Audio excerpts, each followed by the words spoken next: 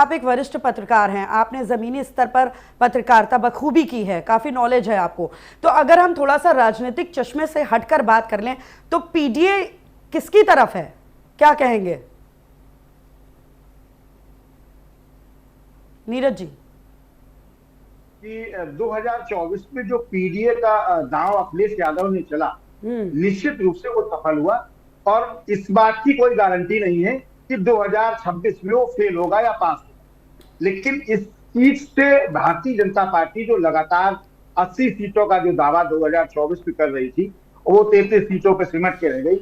तो मुझे लगता है कि इसका कष्ट भारतीय जनता पार्टी को है और लगातार उस चीज को वो अपने तरीके से मैनेज और तैयारी करने की लगातार चुनाव 2026 में कोशिश की जा रही है। दूसरी बड़ी बात कि एक नई चिंता अभी बढ़ी, जो माननीय न्यायाधीश सुप्रीम कोर्ट के सीबीआई महोदय ने जो बात कही कि हिंदुस्तान के युवा, मतलब किसी भी देश का भविष्य होता है युवा, उस युवा को ही कॉकरोच कह डाला, क्योंकि वो ऐसे पद पे हैं कि उनको फिर उसमें सफाई भी प्रस्तुत करनी पड़ी, जो मुझे लगता है कि हिंदुस्तान में कभी नहीं लेनी पड़ी किसी भी सीबीआई को।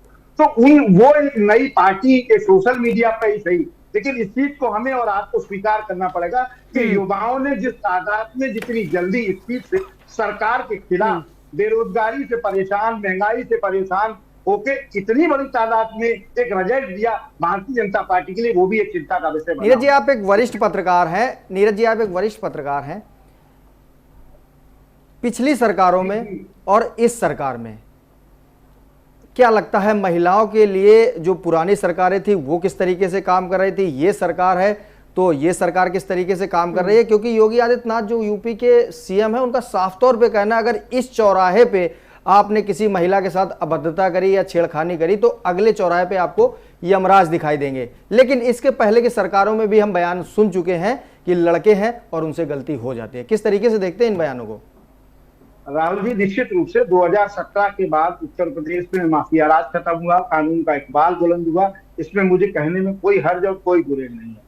लेकिन आप किसी एक घटना से इसकी तुलना नहीं कर सकते। अगर आप तुलना करते हैं लगातार, अगर आपके लिए और हमारे लिए सबसे बड़ी चिंता की बात यह है कि आज तक 10 साल सत्ता चलाते हुए हो गई उत्तर प्रदेश सरकार को, उसके बाद भी तुलना हमें 2017 से ही करनी पड़ रही। आप तुलना करना जरूरी नीरज जी इस वजह से भी हो जाता है कि जब योगी आदित्यनाथ जो प्रदेश के सीएम हैं वो सदन के अंदर बोलते हैं, जब लखनऊ की घटना को हम लोगों ने देखा था, जब एक महिला के साथ कुछ लड़कों ने बारिश में अभद्रता करी थी, तो उन्होंने खुल के नाम लिया था कि अपराधियों का नाम जो है फला यादव और फला जो है मुस्लिम थे कोई, और आज भी जो अपराधी हैं वो कहीं ना कहीं जो है उनका जो सरनेम है वो यादव ही है, और सभी का लगभग। और बड़ी विभत्स तरीके से महिला के साथ घटना हुई है, बड़े विभत्स तरीके से उसके साथ मारपीट, लातों से, डंडों से, हाथों से, मतलब एक महिला के साथ इस तरीके की घटना, और उस पर जब राजनीति होती है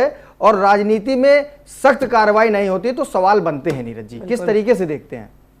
निश्चित रूप से राहुल जी, जो मैंने कहा कि कानून का इकबाल बुलंद करना उत्तर प्रदेश सरकार की नैतिक जिम्मेदारी है, और हम और आप चूंकि जर्नलिस्ट हैं, चौथा स्तंभ है, हमारी आपकी भी जिम्मेदारी है। कोई भी महिला हो, किसी भी तरह का अगर उसके साथ उत्पीड़न हुआ है, घटना हुई, कार्रवाई होनी चाहिए। अब तक बड़ी कार्रवाई क्यों नहीं सामने आई?